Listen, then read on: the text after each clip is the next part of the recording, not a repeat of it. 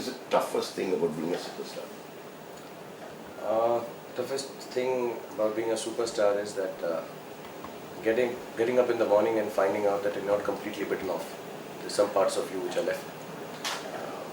Actually, it is immensely difficult to you can marry. Marriage is easy. To sustain it is difficult. To have kids is easy.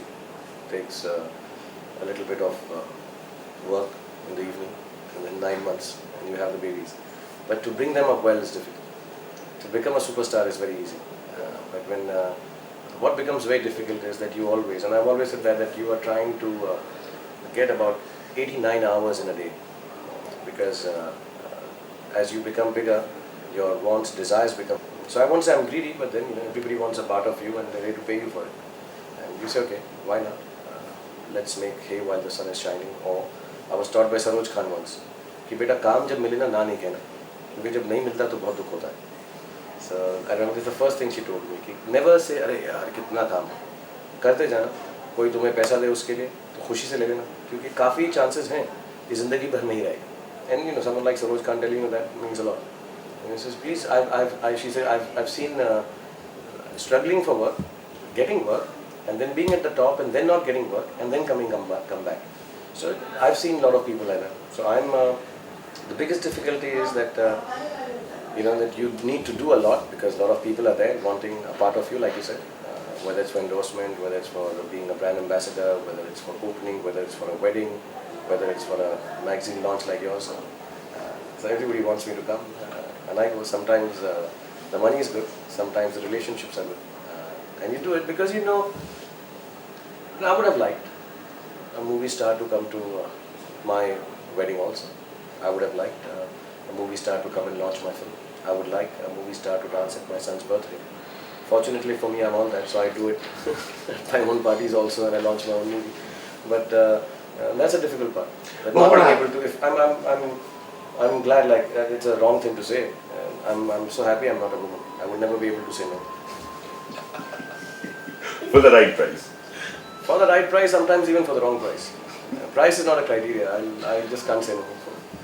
But like you said, you'd like 80-90 hours in a day, but you got only 24 hours, and everybody wants a bite of you. So how do you fend off people who come with suitcases of money or huge drafts? Does it become very difficult? Or what kind of approaches do you get? Say a guy who's the third richest guy in South Africa, Indian origin, and his son is getting married when he comes to you. Yeah, a lot of people come, and half the time my price itself puts you off. I'm highly priced for things like this. Movies I do free, but anything else which is attached to, and I have a huge dignity of labor. I have no problem doing anything. I can act anywhere, I can dance anywhere, and I do it with full gusto and love. But there's money attached to it, because then I take that money and use it in making my own films. So I don't have to borrow or worry where to make my films from. But I get all kind of offers. But I'm very unapproachable. I don't pick up the phone. I don't answer SMSs. I have people around me who are good friends and good business managers. So if they come up, they know how I like things to be, so I don't have to worry. As a matter of fact, I don't even worry about the creative. I know I have enough sensibility in my mind to pull off things.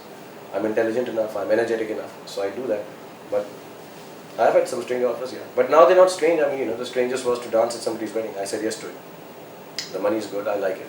I enjoy it, and I think it's a happy moment. The happiest occasion for anyone is a marriage. So I love participating in that. So I don't say no. If the money is good, yeah, I go into it. And that's only the richest people in the world can afford. You say the third, only the first richest man could have got me to dance at it.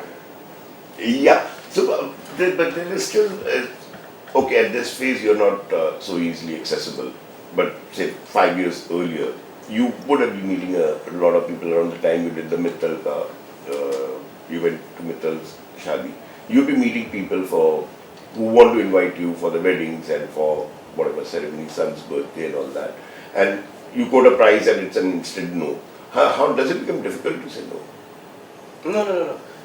There's a wrong notion actually, to be really honest. If somebody invites me for a party or a wedding, just as attending it, I'd go and attend it. If you want me to perform and then it becomes a function, and then it becomes a show. I think very few people know this. It's a misnomer. Very few people know this, that when I perform at a wedding, it's not at the wedding. It's at a venue which is close to the wedding. It is a full stage like my world tour is, and that is why it becomes unaffordable, not because of my own price. So only when Mr. Mittal is a friend, so I attend the wedding just like that. But when he says, Shahrukh, I need you to perform, then he put up this huge indoor stadium, full stadium, with seats and doors, and the show starts at 7 o'clock. Everybody's to be seated. If you miss it, the doors don't open. So it's not like I'm performing at the wedding. And that's why like 90% of the people, when I have to say no to them, I explain to them the modality of the show. Because of media and a lot of people writing about me dancing, people think I just go into the mandap and start dancing. No, it's not like that at all. That is why it is expensive. You know, to set up a 3,000 seater auditorium in the middle of nowhere. He did it in Paris. So attending the wedding is not a problem. When most of the people understand, see, my price is also not a problem to lot. It's okay, Shahrukh will come. But then there are 100 dancers with me. There is a whole production team with me. There is a whole Umang or someone doing the sets with me. And suddenly it's like actually shooting a huge Hindi film song. And then this rehearsal. All that cost comes up and they say, oh, we didn't know this. So if you don't have that, I don't perform at your birthday. Then I just come and attend it as a friend, then I don't charge. I never charge monies for attending somebody's party or birthday or launches. I've never done that. I can't do that. I mean, I'm cheap, but not so cheap. And item songs in any case cost a lot more than normal songs. Item songs I don't take money for. That would be like a major item for the Oh yeah, wedding. the show is like a show. My shows are very expensive. Like it's as good as a Temptation show. It's as good a show that I do for my world tour. It's with 140 people team. It's with other actors and actresses. It has to have 3 days of rehearsal time for my technical guys. So when we did for 2 of the weddings, those technical 100 people are sitting in a 5-star hotel setting that up. I mean, as a matter of fact, very few people know, in Mr. Mittal's wedding, Kylie Minogue also performed after me. And so we had to set up the stage even for her. So it's suitable for her. And it's a full stage. It's like doing it at Wembley actually. Or I don't know, in Bombay we don't have an auditorium like that, so I can't mention it. But getting me to come and perform at a wedding is not at the venue of the wedding. It is at a different venue, and all the wedding guests come and attend it like a show. So it's essentially you do your show I and just they do my line shows, up over there. and I'm not kind enough, but I think it's a celebration time. So post the show, I don't request any of the other actors or actresses, but I do drop into the wedding and wish the couple, hang around for half an hour, have dinner, and I'll come back. I do that only because I think it's graceful and right. But Mittal Saab is a friend, so for his wedding I would have stayed longer. But Yash Johar was on his deathbed, so I flew down. So I flew down because he said, you go in my plane now, because your best friend is not well. So it's not, I mean, a lot of people think performing at a wedding is while people are eating, and it's not like that at all. There's no eating allowed, there's no drinking allowed. It's a stage. You have to sit down in your chair, and the show starts at 6:30, whether they are there or not. Except if the only person I wait for a wedding show is the bride and the bridegroom. If they are late, I understand. You know, they have to dress up or whatever. So I'll ask. As soon as the boy and girl are in place, I start the show. But actually you perpetuated this thing. You say I dance at weddings, so people just take it, yeah, mandap pe dance kar raha hai. Well, people take anything. Even if I said I dance at the UN function, they'll take it wrong. I mean, but I dance. I'm very proud of dancing. That would be breaking news. Yeah, but people, I now sneeze and it's breaking news. It's okay. People misconstrue a lot of things without. See, that's the only other problem. They say Neem Hakim Khatrai Jan, and half an information is worse than no information at all. So, you know, half-baked information. Like yesterday I read that Mr. Amitabh Bachchan and me didn't meet each other nicely. We love each other, yeah, but people want to continue saying that. Finally, we've reached a stage, we say, okay, if you like writing this, go ahead. We don't like reading it anymore, but it's okay. You mentioned earlier during the conversation that, I mean, at the most you do 1 or 2 films, so it's going to be major hype when that film is concerned. You have a lot of offers coming in from producers because you're not doing too many. No, I don't get too many offers, no. I don't get too many offers because one whole part of production team that can't sign me is with monies.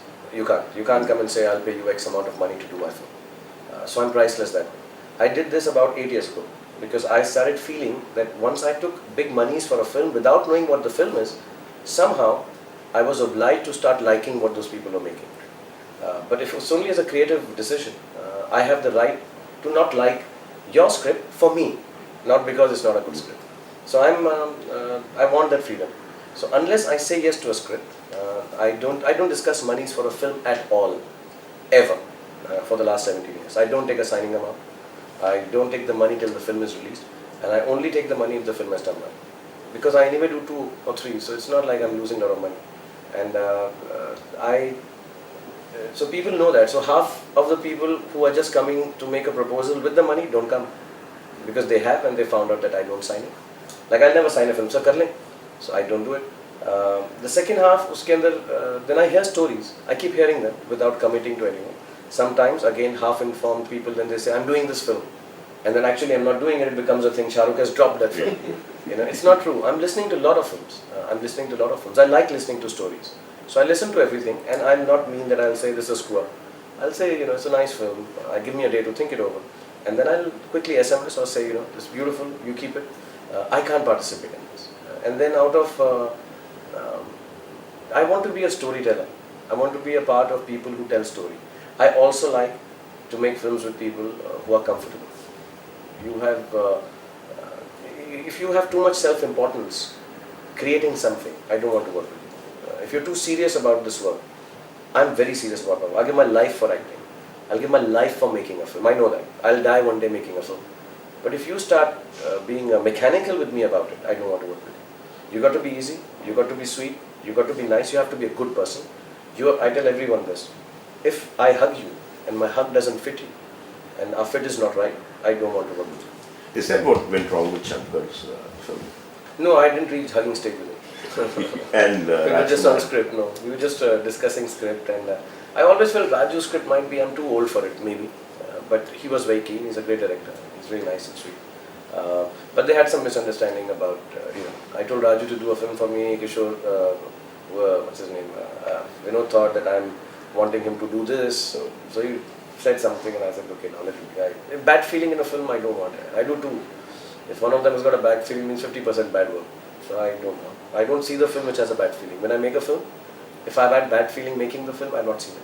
There are a lot of films I haven't seen, I won't name them, but I don't see them. I don't want to see my own film. Never seen my film. I'm like, this was not good making the film. So even if it's a hit. And some of them have been big hits which I haven't seen. Of my own, I've seen songs in our television. So work, style, happiness, smiles, goodness, warmth, good hugs, we can do a film. That's why mostly people think I work only with my friends. They've become my friends because their hugs fitted while working. It's not the other way around. And there are a lot of people I work with. Like Shimit is a wonderful guy. I really like him. He's a sweet guy, he's got no egos, he's got no problems, and we smile. I want to work with people who have the ability to accept the fact that they're taking a wrong shot. And we laugh at it, okay. So we screwed up, let's do it again. See, it's not life. I say this to everyone about filmmaking. See, it's not like life. That अगर हो गया तो इसका कुछ हो नहीं सकता. हम ही तो बना रहे हैं, हम कर लेंगे इसको फिर से. And film is also more than life and death, just beyond it. So it's both at the same time. So you need to have this understanding when making a film. Does it become very difficult to become so big that automatically you are ruled out of so many projects and there's only so much you can do and you have a success, like say Om Shanti Home, then to follow up on that success becomes a very difficult way to go about it. The path becomes very difficult. See, there's only one choice. Either you can be a follower or you can be a leader. So if you decide people are going to set the bar for me, and I'm not pompous at all by nature, I'm a very humble person. Komal's known me for years. I don't have any, I say good positive things. That either I can choose that somebody is going to push the bar and I have to keep up to it. Somebody is going to show me that 100 meter can be run under 10 seconds. So I'll try to be better. Or I begin to run under 10 seconds and let others know, oh, this can happen. So one of the either ways you're competing. So if I say, oh, this is where cinema's reached, shit, I'll have to do this to remain at the top. Or I keep taking cinema there. So others say, oh, this is where Shahrukh has taken it, let's also follow. Or let's try to better it. I think Allah's been kind. For years, I have only to better my own work. So it's good competition. No, but does it become difficult, like the kind of roles to do, the kind of films to do, the creative decisions? Whatever it is, your persona will work to a certain extent. Eventually, the film still got to be good enough. There's nothing bigger than the film. So I just choose a good story to tell. No, now, so does that become difficult? No, I'm a good storyteller. You give me a story, you give me an art film story, I'll make it sound interesting. So that's my job. That's what I get paid so much money for attending weddings. Give me so much money because I can tell you a good story, whatever it is. And it's not difficult at all. I mean, I'm off the cuff about choosing the stories that I want to do. It's not rocket science. Let me be very honest. I want to demystify the process of making films and being a star. It's not rocket science being a great choosing some film. You know, I don't know if when you were young, all stories start with Ek tha Raja, Ek thi Rani. That's a story. And all stories start with that you loved someone you couldn't get, then you climbed a mountain, climbed the girl's hair, picked her out from there, and a dragon came in front of you. Then you beat the dragon, you took the girl in your arms, kissed her, and you lived happily ever after. So this is the story for every film. I can tell you the story in Dun. I am the dragon in Dun. I can tell you the story in Dilwale Dulhaniya Le Jayenge. I am the Prince Charming in Dilwale Dulhaniya Le Jayenge. You can pick up any film, and these are the stories. So now, how it unfolds is the technical part. You need to have a good team, and just tell a story. Now my criteria has become very simple. If my kids go off to sleep listening to a story that I'm telling them, it's a good story. So do that. They kept awake listening to two of the films I'm not doing. Shahrukh, you just mentioned about your prize. These days, media seems to be writing about many heroes' prices, 20 crores, 30 crores, 10 crores, 15 crores, 40 crores. How is it that your price, such stories are never out about your price? I don't take that. I think I've taken 5 crore rupees for Om Shanti, which is my highest price. And it's my own production paying me that much money. I don't have a high price. I genuinely don't have. I don't understand this. See, if I was to outprice my film, I'm a student of economics. I can't outprice my film. Today the market is big, so I tell you as a producer, see, you're going to get 50 crores for a film. We used to get 10 5 years ago. Now getting 50 crore rupees. Give me my price. I say, okay, what's your price? So whatever you feel like at the end of the film. Can you put 48 crore rupees? Can you convince me the 50 crore rupees has gone into this film? Can we make a film worth 50 crores? Or should we make a stupid film for 10 crores? I'm not saying 10 crores is a stupid film, but we'll just spend 10 and tell the world we spent 40. So I will work with a person who doesn't lie like that. If you come back to me and say, Shahrukh, you know what we've done 52. I'll say, take 2 from me. If the film is, like I said, film is the king. There is no other king. There is no other emperor. Film is what I work for. So if my film is worth 50 and it looks beautiful, I look worth 5,000 crores. But if the film, at the end of the film, you say, Shahrukh, I saved 2 crores. So give that to me if you feel like. You don't feel like, buy yourself a car. We'll make sure this film is a hit, then pay me. So I don't have a price like that. It's be stupid. Like if I was to take, today people tell me my films can sell for 60, 70, 80 crore rupees. And I said, okay, I'll take 50. I'm still making the stupid film for 30 crores. I want to make a film for 80 crores. Because if I have that money, means I have that market, that's why the money is coming. So if I can use that 80 crore rupees to create some great cinema in India, and not be always worried about the fact that I don't have the budgets, it'll be beautiful. And that 80 crores will become 800 crores. Like this price you talk about 30, 35 costs of Om Shanti, that includes your... Yeah. Actually it must be less. I don't look at price because I think as a producer should have the comfort that he should not have to, whenever a producer works with Shahrukh Khan, he should have the comfort, I don't have to worry about the price. So in my own production I follow the same rule. I don't have to worry about the price. I think we would be around that much. But the publicity would be a little more right now. So those little bits ends, second week, third week. See, my film doesn't end till third week as a producer. So till third, fourth week we'll still be spending some money. But we'll be around that much, 35 somewhere. Shahrukh, you said that you'd rather make films of 50 crores, 60 crores, 80 crores. Would you have said the same thing if you were not a producer and there would only be outside producers for whom you would be working? I've always done that. I've always told I only work with those producers who I know are putting the money where their mouth is, and they're making sure that whatever gain they've done from my film goes into the film. See, for personal gains, I cannot understand that. I'm making a film and should I buy a Rolls Royce in the middle of a film? I would love to blow up 5 Rolls Royce in my film. I'm not saying I will, but I can. So if somebody asks me, in my life, I'll be very honest. To buy a watch, which is $1.5 lakh, I ask my wife 20 times. I don't actually have to buy watches, but suppose I have to buy it for her. Me and my wife sit down and discuss, I don't need it. Shahrukh, I've got it. What are you doing? No, it's your birthday, let me get you a watch. But to spend 5 crore rupees on a set which needs to be burnt down, I don't even think for a second. I know it's going to get burned down. And a lot of people say, Shahrukh, dikhega to hai nahi. I say, nahi, aap laga do isko. My director will go and say, yes, set 40 by 60 hona chahiye. I go and say, no, make it 80 by 100. So I'm like that. So I think for a film, you can do whatever you...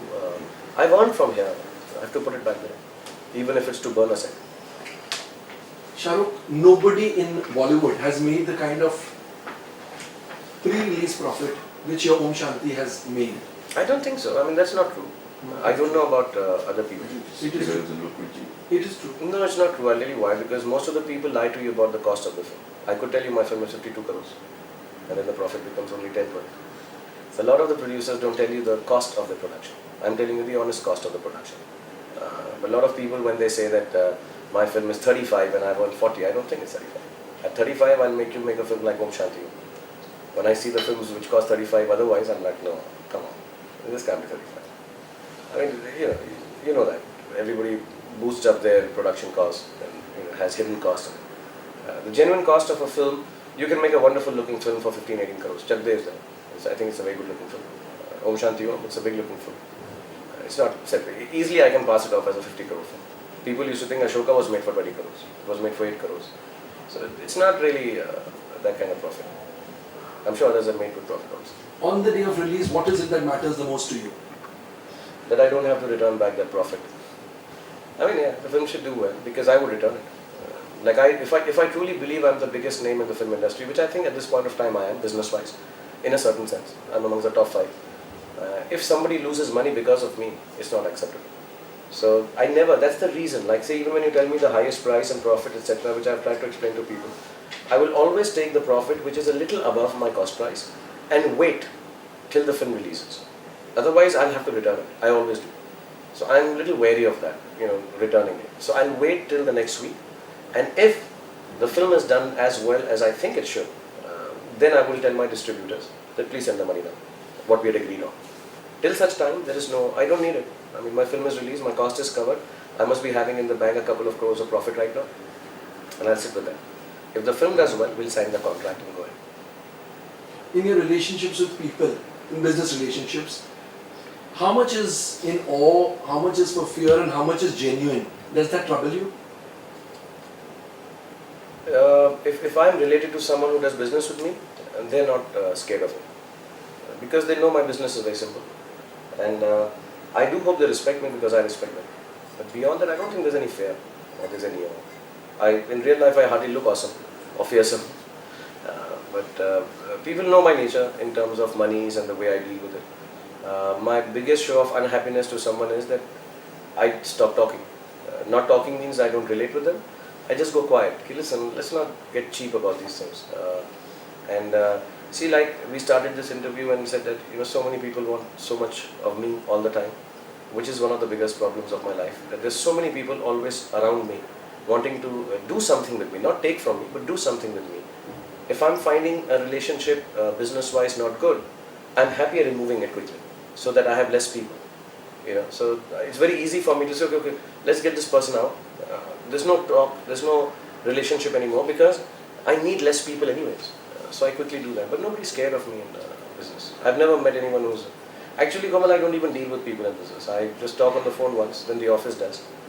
I never ask my distributor.